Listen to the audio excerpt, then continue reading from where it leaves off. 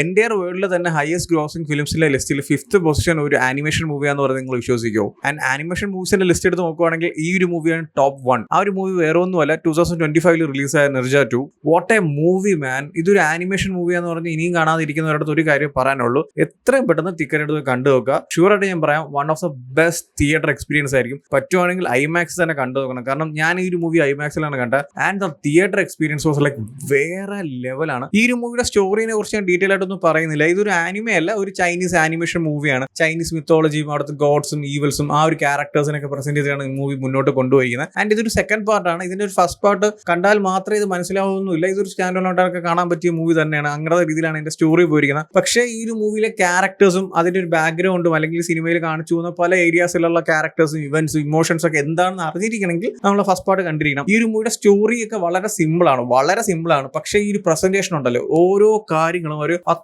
മാത്രം വർക്ക് ചെയ്തിട്ടുണ്ട് ഈ സിനിമയിൽ. ആൻഡ് എടുത്തു പറയുകയാണെങ്കിൽ ഇതിന്റെ ഫൈറ്റ് സീക്വൻസ് എനിക്ക് ഭയങ്കര ഇഷ്ടപ്പെട്ടാണ്. ഇതിന്റെ ഫൈറ്റ് സീക്വൻസ് ആനിമേഷൻ ആയാലും ശരി, കളറിംഗ് എന്നൊക്കെ പറയുന്നത് ഭയങ്കര നൈസാണ്. വിഷ്വൽ വൈസ് ലൈക്ക് ഭയങ്കര അടിപൊളിയാണ് സിനിമ കാണാൻ. ആ ഒരു തിയേറ്ററിൽ ഇരിക്കുമ്പോൾ ഇത് OTT വന്നിട്ടുണ്ടെങ്കിൽ മൊബൈലിൽ ലാപ്പിലൊക്കെ ഇരുന്ന് കണ്ടാൽ ഈ ഒരു ഫീലിംഗ് കിട്ടത്തില്ല. അതിനിപ്പോൾ എത്ര വലിയ 4K മോണിറ്റർ ഉണ്ടെന്ന് പറഞ്ഞാലും ഇത് തിയേറ്ററിൽ കാണുമ്പോൾ കിട്ടുന്ന ഒരു സൗണ്ട് ക്വാളിറ്റിയും ആ ഒരു വിഷ്വലും ഒരിക്കലും അവിടെ എക്സ്പീരിയൻസ് ചെയ്യാൻ പറ്റത്തില്ല. ആൻഡ് ഞാൻ ഷുവറായിട്ട് പറയാം, ഇതിപ്പോൾ നിങ്ങൾ നോർമൽ സ്ക്രീനിലാണ് കാണണമെങ്കിലും ഒരു കുഴപ്പമില്ല, അടിപൊളിയായിരിക്കും. പറ്റുവാണെങ്കിൽ ഐമാക്സ് തന്നെ പോയി കണ്ടു നോക്കുക. ഞാൻ അങ്ങനെ പറയുന്ന വേറൊന്നും കൊണ്ടല്ല, ഈ ഒരു എൻ്റയർ മൂവി ഒരു ഐമാക്സിൽ കാണുമ്പോൾ ഒരു അടിപൊളി എക്സ്പീരിയൻസ് ആയിരിക്കും, അത് ഞാൻ ഗ്യാരണ്ടി തരാം. ആൻഡ് ഈ ഒരു മൂവിയിൽ ഏറ്റവും വലിയ ഹൈലൈറ്റഡ് സീക്വൻസ് അല്ലെങ്കിൽ എനിക്ക് ഭയങ്കര ഇഷ്ടപ്പെട്ട സീക്വൻസ് എന്ന് പറയുന്നത് നമ്മൾ എൻഡ് ഗെയിമിലും ക്യാപ്റ്റൻ അമേരിക്ക വന്നിട്ട് അസംബിൾ എന്ന് പറയുന്ന സീക്വൻസ് ഉണ്ടല്ലോ, എല്ലാവരും വരുന്ന ഒരു ക്ലൈമാക്സ് പോർഷൻ, അതുപോലത്തെ ഒരു സീക്വൻസ് ഈ ഒരു സിനിമയിലുണ്ട്. മാൻ, അതിന്റെ ഒരു എക്സിക്യൂഷൻ ആ ഒരു തിയേറ്റർ എക്സ്പീരിയൻസും ടോപ്പ് ലെവലാണ്. ആൻഡ് ഈ ഒരു മൂവി സംസാരിക്കുന്ന ഒരു ചൈനീസ് മിത്തോളജിനെ കണക്ട് ചെയ്താണ് മുന്നോട്ട് കൊണ്ടുവരിക്കുന്നത്. അതുകൊണ്ട് തന്നെ ഡ്രാഗൺസ്, ഈവിൾസ്, ഗോഡ്സ് അങ്ങനത്തെ ഒരുപാട് ക്യാരക്ടേഴ്സ് ഒക്കെ വന്നു പോകുന്നുണ്ട് ഈ സിനിമയിൽ. അതിന്റെയൊക്കെ ഓരോ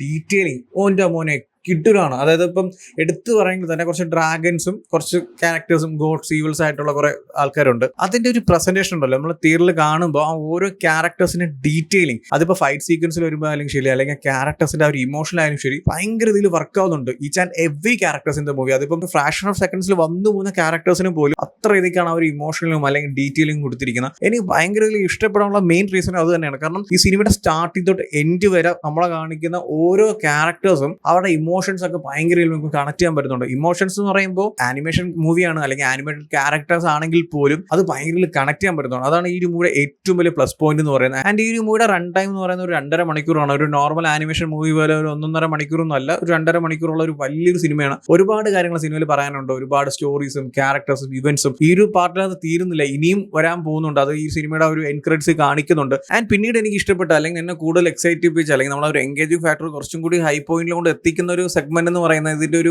സ്റ്റോറി ടെല്ലിംഗ് തന്നെയാണ്. കാരണം മൂവി സ്റ്റാർട്ട് ചെയ്തിട്ടുള്ള ഒരു ഫസ്റ്റ് ആൻഡ് സെക്കൻഡ് ആക്ട് എന്ന് പറയുന്നത് ആ ഓരോ ക്യാരക്ടേഴ്സിന് ഇൻട്രൊഡ്യൂസ് ചെയ്തു, ആ ഓരോ ഇവന്റ്സും സംസാരിച്ചു, അല്ലെങ്കിൽ നമ്മൾ ആ ഒരു വേൾഡിനകത്ത് കൊണ്ടുപോയി ആ ഒരു കാര്യങ്ങളൊക്കെ മനസ്സിലാക്കി എന്താണ് അവിടെ നടക്കുന്നത്, അല്ലെങ്കിൽ കറന്റ് സിറ്റുവേഷനിൽ അവിടെ എന്താണ് അവർ ഫേസ് ചെയ്യുന്നത്. ഇങ്ങനത്തെ ഒരുപാട് കാര്യങ്ങളാണ് ആ ഒരു ഫസ്റ്റ് ആൻഡ് സെക്കൻഡ് ആക്ടിൽ പറഞ്ഞു വന്നത്. ഈ ഒരു ഫസ്റ്റ് ആൻഡ് സെക്കൻഡ് ആക്ടിലുള്ള ഒരു മൂവിയുടെ പ്രസന്റേഷൻ സ്റ്റൈൽ എന്ന് പറയുന്നത് ഭയങ്കര ഫണ്ണായിട്ടാണ് കൊണ്ടുവരിക്കുന്നത്, ഭയങ്കര കോമഡി ആയിട്ട്, ഭയങ്കര എന്താ പറയുക ചിൽ വൈബിലൊക്കെയാണ് കൊണ്ടുവരിക്കുന്നത്. പക്ഷേ ഈ ഒരു മൂവിയുടെ ഒരു പോയിന്റിൽ ഈ ഒരു മൂവിയുടെ എൻ്റെ ജോണർ തന്നെ ചേഞ്ച് ആവുന്നുണ്ട്. നമ്മൾ അതുവരെ ഇങ്ങനെ ഫുൾ ചിൽ മോഡിൽ കണ്ടുകൊണ്ടിരിക്കുന്ന സിനിമയും ക്യാരക്ടേഴ്സ് ഒക്കെ പെട്ടെന്ന് അങ്ങ് സീരിയസ് ആയിട്ട് ഒരു വേറെ ലെവലിലോട്ട് പോകുന്നുണ്ട്. ഭയങ്കര ആക്ഷൻ സീക്വൻസ് ആക്കിയിട്ടുള്ള അതല്ലെങ്കിൽ അതുവരെ കോമഡി പറഞ്ഞു നടന്ന ആൾക്കാരൊക്കെ ഭയങ്കര ഇതിൽ വയലന്റ് അല്ലെങ്കിൽ നമ്മൾ അതുവരെ കണ്ട ഒരു എൻ്റയർ മൂവി ഭയങ്കര വലിയൊരു ഷിഫ്റ്റ് ഒക്കെ ക്രിയേറ്റ് ചെയ്ത് പിന്നീട് മൂവിയിൽ വരുന്ന ഓരോ ക്യാരക്ടേഴ്സും ഓരോ ഇവന്റ്സും അത് തരുന്ന ഒരു എക്സൈറ്റ്മെന്റും അല്ലെങ്കിൽ ആ ഒരു ത്രില്ലിംഗ് ഫാക്ടറും എല്ലാം അടിപൊളിയാണ്. ആ ഒരു പോയിന്റ് വരെ ഫുൾ ചില്ലായിട്ട് ഇങ്ങനെ കണ്ട് നമ്മൾ ഭയങ്കര രസത്തിലങ്ങ് ഇരുന്നിട്ട് പെട്ടെന്ന് ഒരു പോയിന്റ് വന്ന് അവിടെ നിന്ന് തുടങ്ങും. പിന്നീട് ആ ഒരു മൂവിയുടെ എൻഡ് വരെ നമ്മൾ പ്രതീക്ഷിക്കാത്ത രീതിയിലാണ് ആ മൂവി പ്രസന്റ് ചെയ്തിരിക്കുന്നത്. അതിപ്പോൾ ക്യാരക്ടേഴ്സിന്റെ ഒരു വയലൻസ് ആയാലും ഇവന്റ്സ് ആയാലും അവിടുത്തെ ആക്ഷൻ സീക്വൻസ് ആയാലും ഓരോ സീക്വൻസിന്റെ എക്സിക്യൂഷൻ ആയാലും മ്യൂസിക് ആയാലും കളറിംഗ് ആയാലും എല്ലാം നമ്മൾ ആ വിഷ്വലി എന്താണോ കാണുന്നത് അല്ലെങ്കിൽ നമ്മൾ തിയേറ്ററിന്റെ അകത്ത് എന്താണോ എക്സ്പീരിയൻസ് ചെയ്യണം each and every point was like top ലെവലാണ്. സോ എന്തായാലും പോയി കണ്ടു നോക്കുക. കൂടുതൽ എനിക്കൊന്നും പറയാനില്ല. ഈ ഒരു മൂവി എനിക്കൊരു നല്ലൊരു അടിപൊളി എക്സ്പീരിയൻസ് വന്ന മൂവിയാണ്. തിയേറ്റർ വൈസ് ആയാലും ശരി, ആ ഒരു മൂവി പ്രസന്റേഷൻ ആയാലും എല്ലാം അടിപൊളിയായിരുന്നു. സോ എന്തായാലും ചെക്ക് ചെയ്ത് നോക്കുക.